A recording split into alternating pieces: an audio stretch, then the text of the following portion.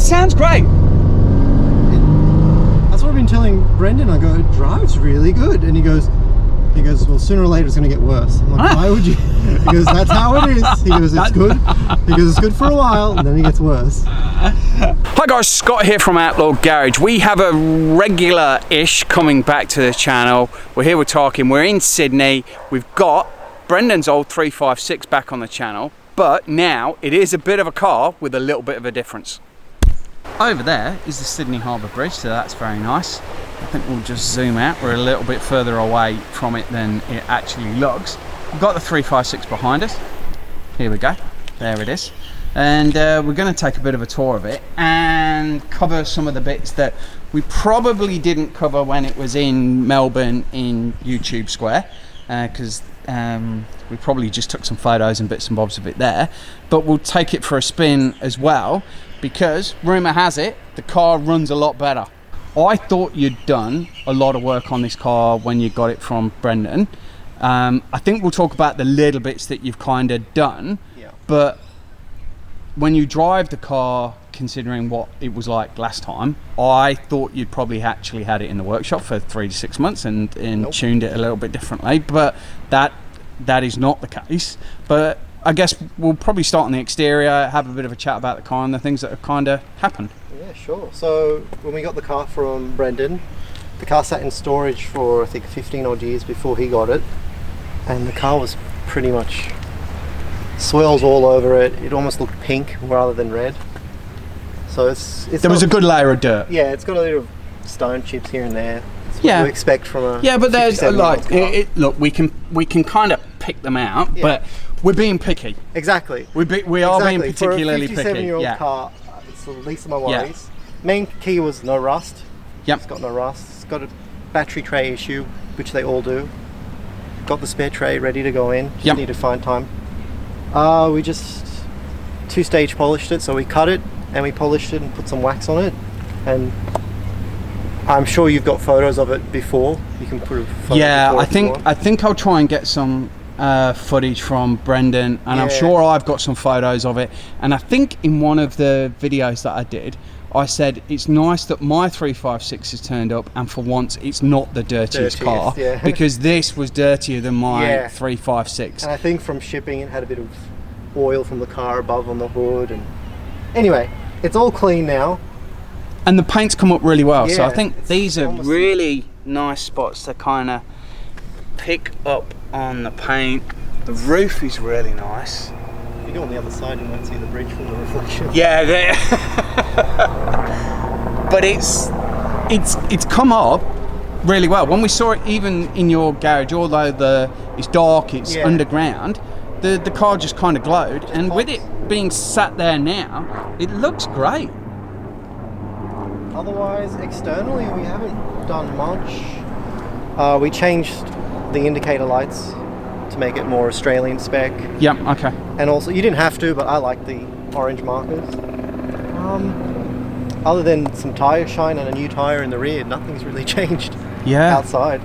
I think I saw something with Tom Hanks on something recently, and he goes, you know, always give it time. When you think it's bad, give it time, it'll get better. When it's good, give it time, you get worse.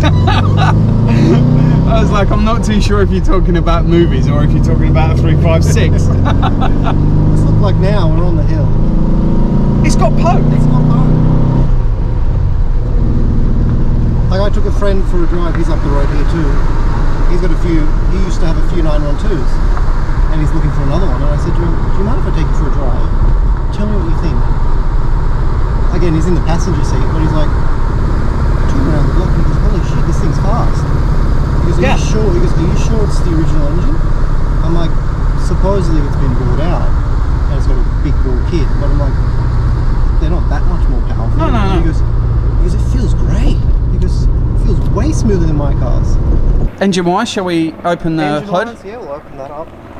Let's take a look. Somebody's flying across the harbour bridge in a helicopter, bless them, on this lovely day. It was actually meant to be raining here in Sydney, and we've had floods and stuff in Brisbane, but we've actually caught a good morning. really good morning. Yeah, I don't know what's going on there. I was messaging you this morning. I'm like, it's meant to rain for the next 2 weeks. So there's the engine. She's pretty stock. I think we looked at it before. It is probably a little bit cleaner than when we first saw it. When we first saw the car, and I think we do have some footage of it it was backfiring, wasn't it? A lot? So when I got the car, because of lockdown, I was actually originally meant to come up to Melbourne and drive it back. Now thinking of it, lucky we didn't, because the car really didn't drive. Yeah. So we got it towed over, and even just driving it from the tow truck, kilometre up to the mechanics to get roadworthy, it just would not drive. It was just backfiring, stalling, it wouldn't go up the slightest hill.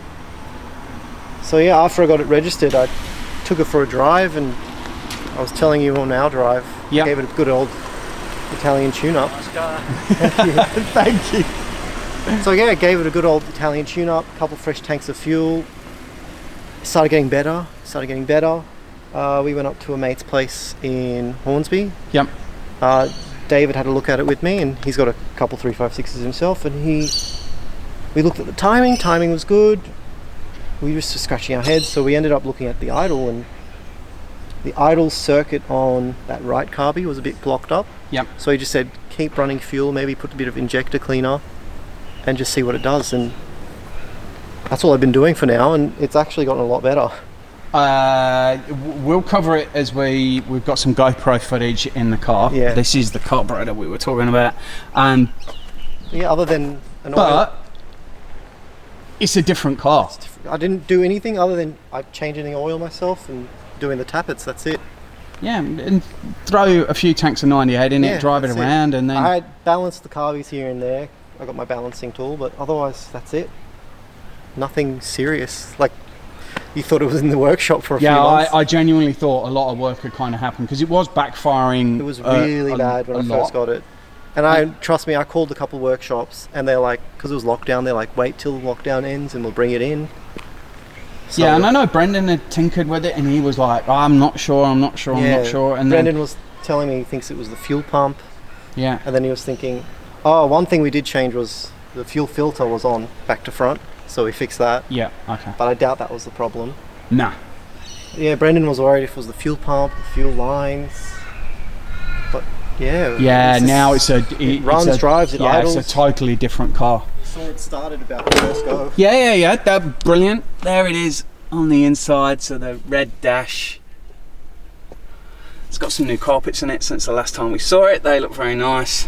We've got our camera gear in there, but there's the seats.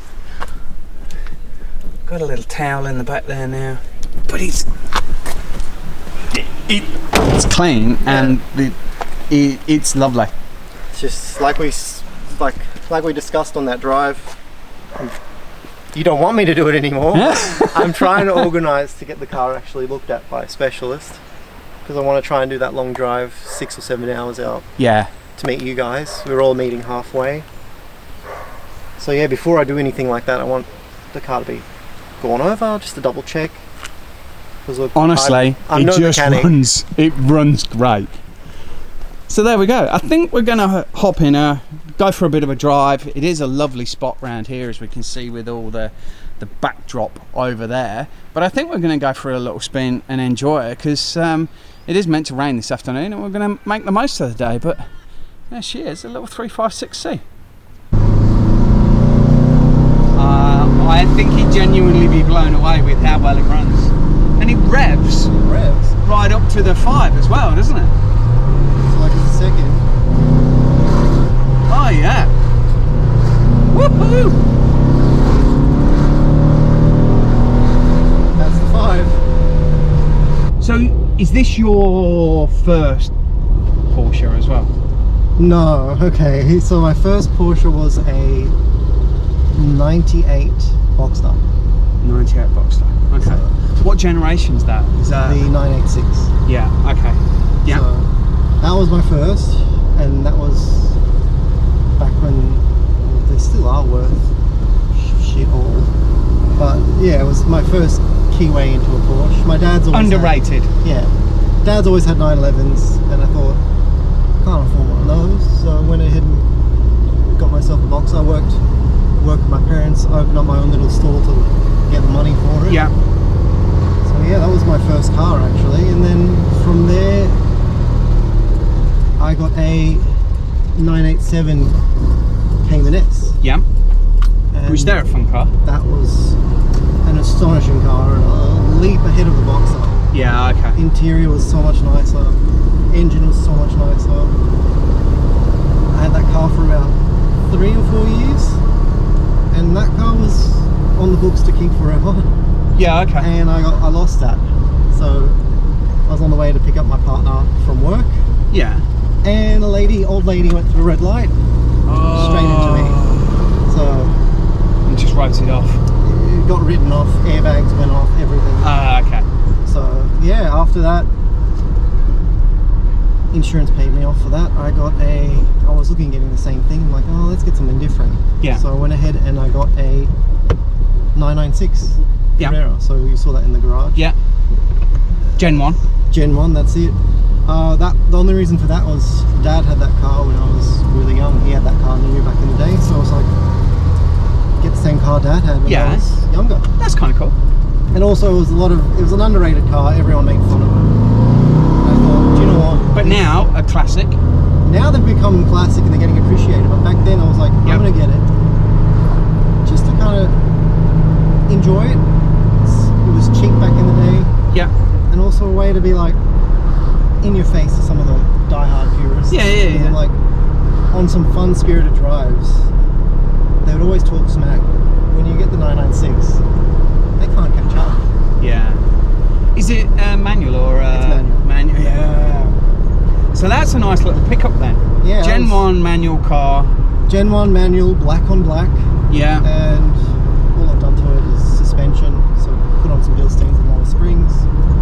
So and that'll feel really nice. Yeah. Huh? Yeah. Okay. Cool. It feels really nice, but on the city roads it's really harsh, really bumpy.